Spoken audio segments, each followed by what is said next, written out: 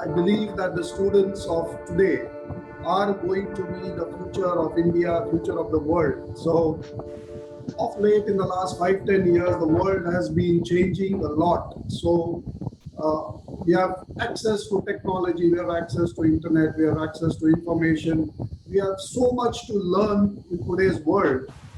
I believe if that was available to me 20 years back, probably it would have been a different story for me.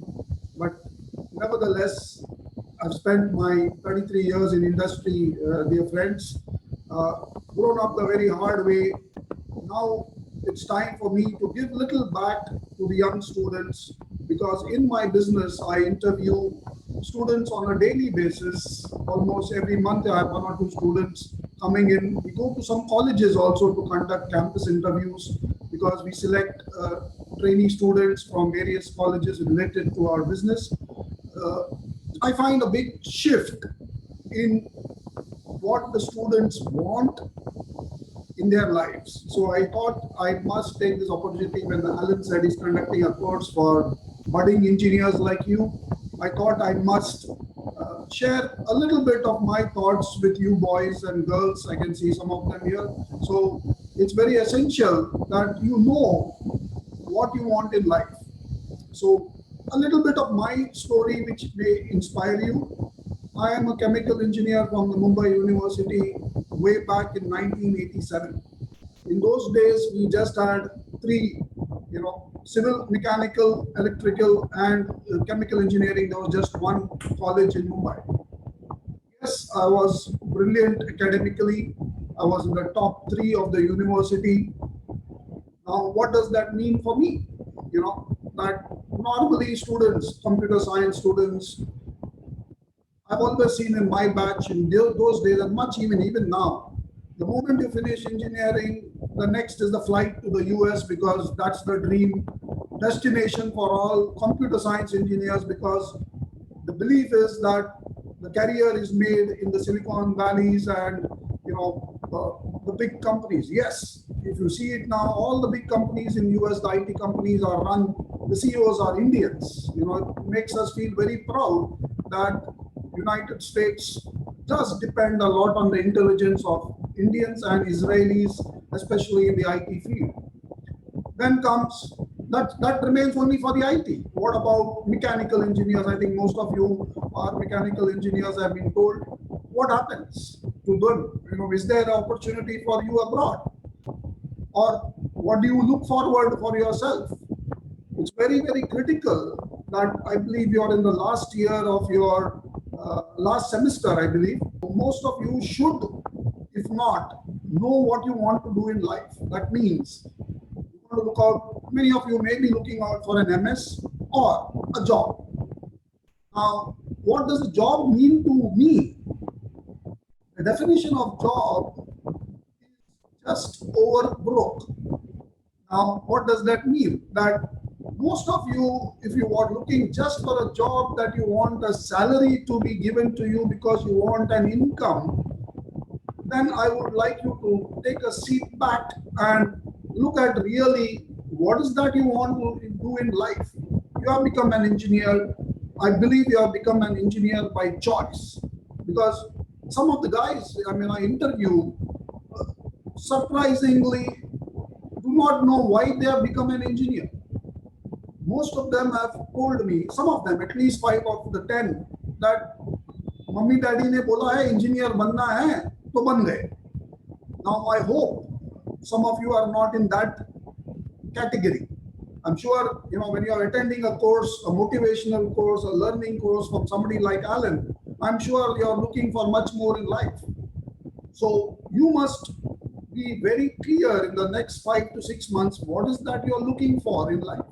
Now, as a mechanical engineer, the scope is too wide, which means you can get into production houses, you can get into companies which do R&D, you can go into the shop floor of many big companies. There's automotive industry, there's fabrication companies, there is so much to do. Now, what is your strength? I would love you to focus that your first job is going to be a most important job. Now, when I was looking for to my career, I was very clear I wanted to be in the project management field.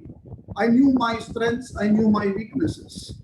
Although I told you that I was academically very good, I was a distinction holder, but I knew that I was not adapted for an engineering desk job. Now, what are the lines? As I told you, you can go into hardcore engineering, you can go into a job where projects are being done, you can go into a shop floor where production is being done. So what happens really is you must look back, and this course which you've done with Alan, I'm sure you would have known by now that topics have been discussed in this 2-week seminars with you on skills, on motivation. I just now saw on responsibility, teamwork, competence. Now, these are unfortunately not being taught in the engineering courses that you have been doing in the last 4 years. Am I correct? You've not been taught, at least not in my time. So you never had any of those subjects which you have gone through in the last 2 weeks. But most importantly, that is what is going to take you forward in life, is your own leadership qualities, your own self, where you want to see yourself in the next 3 to 5 years. And that's always my favorite question when I take an interview is, where do you see yourself 5 years from now? And honestly, I see a silence in many of the students who are answering that question, because nobody told you, or maybe there's not a proper counseling been done as to what are the career courses available, what are the future jobs available for you people. So that was missing, at least during our time, and I find it when I interview even now. So you must be actually clear, what do you want to do in your life in future? And I believe you're not just becoming an engineer by accident and you're in your final semester and you're waiting for some company to come and give you a job. Let that not happen. Sit back and look at your strengths. Very, very vital that the first 5 years of your career, I say 10, but in today's fast world, maybe 5 years, you must actually commit yourself to learning. I have seen many engineers, sir, मेरे को salary कितना मिलेगा? What do I get as a salary for coming in your company? I would say I never looked at that at all.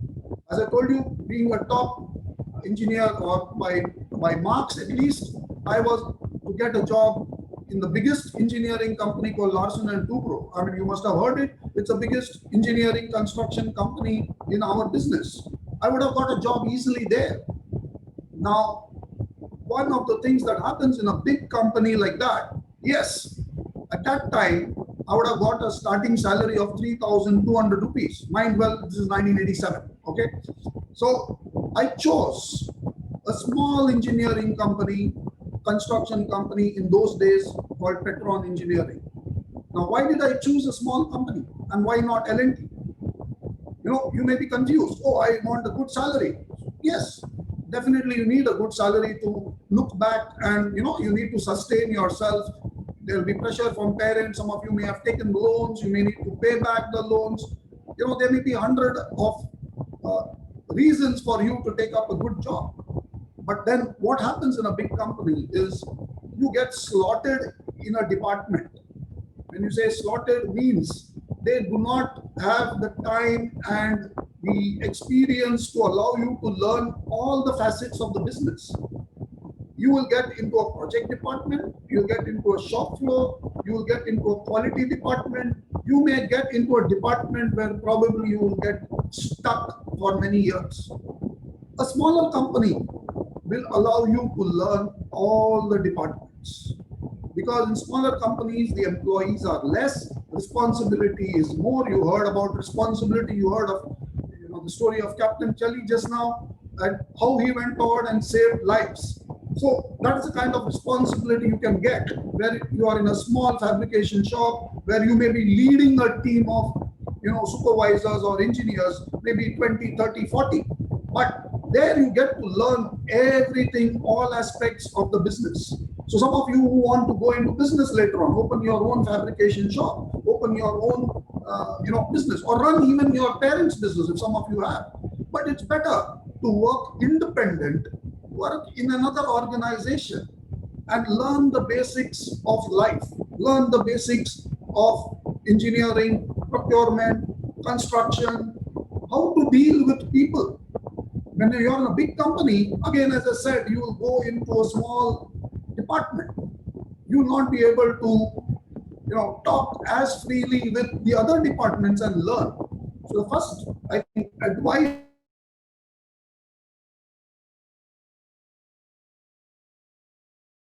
salaries that you may get may not be in line with what you are going to get in a big company by joining. As I said, I'm just taking an example, L&T, but in 5 years, now that is the best part which I would like to share. Three of my colleagues, engineering colleagues, joined L&T. I worked for 5 years in this small company. I will call it small compared to L&T, but I grew up very fast in my career there. And yes, I joined L&T in 1995, exactly 7 years. And trust me, after 2 years of experience, nobody will ask you whether you got a distinction in your engineering. Nobody will ask you your certificate. Nobody will, yes, that will be asked by the HR as a paperwork because they need to have a proof that yes, you are an engineer. But after 2 and 3 years, it is your experience of the field that will count, not your degree. Your degree is for you to gain knowledge in future, gain practical knowledge, talk to people, how you will become a leader, how you will use your knowledge and control a team of maybe 15, 20. That applies even for the IT. You start as a programmer, and in the next few years, you will be leading a team of programmers. So unless and until you know all the aspects of right programming, what the customer needs, what is the timeline in which the whole program has to be put together. Now, these are things which are not taught in your engineering colleges. It comes from within. And I'm really grateful that Alan has started, these courses in Goa, and you're very lucky to be attending. And I'm sure you've got a lot from this course over the last 2 weeks. This will play very handy for you in life ahead. Trust me. I mean, I was like one of the guys was very clear. And when I joined L&T, good news for you is I joined at a level higher than all my 3 colleagues. They were brilliant. They were, one of them was a top ranker. I was ranking 6th. But when I joined L&T, what took me ahead of them in terms of remuneration, in terms of position, was my experience of 6 years. I could handle all the aspects of the business. I could do engineering, I could understand engineering, I could do the project management, and I definitely was an expert by that time in my construction management, because I believe any project work that you need to do, you need to first understand the last step, which is construction. So I went backwards. I learned construction.